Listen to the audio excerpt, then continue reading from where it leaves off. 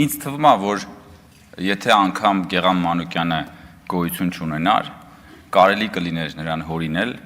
որպեսզի ինքը գա եւ այսօր այստեղ ունենա այն ելույթը, որը ունեցավ, եւ հատկապես անի այն արտահայտությունը, որը արեց, ասում է Արարատը Հայաստանի հավաքականի մարզաշապիկից թյուրիմացաբար է անետացել։ Ո՞նց կարա Արարատը թյուրիմացաբար, այսինքն Արարատը այդքան նսեմացնում եք եւ նսեմացրել եք,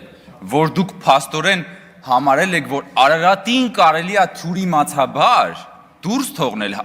Հայաստանի հավաքականի մարզաշապիկից։ Հիմա մենք ենք Արարատը ուրանում, թե դուք ժողովուրդ։ Պարոն Մանուկյան, ախր ավելի լավ էր չխոսայիք։ Հետո ես չեմ հասկանում, ամեն ելույթից հետո որ թողում դուրս եք գալիս, լավ է այսօր հետ եկա։ Ինչքան գիտեմ գնում եք ծխելու, չէ՞։ Ձեր ելույթները փաստորեն ձեզ էլ են ծխացնում, այդ պարզ է։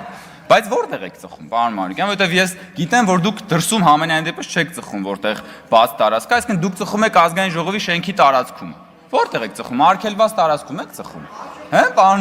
պարոն Մանուկյան։ Ես ուզում եմ հարցնել, արդյոք ձեր արձագանքները անընդմեջ խոսում են նրա մասին, որ ձեզ հարմար չէ խոսակցությունը եւ վատ եք զգում։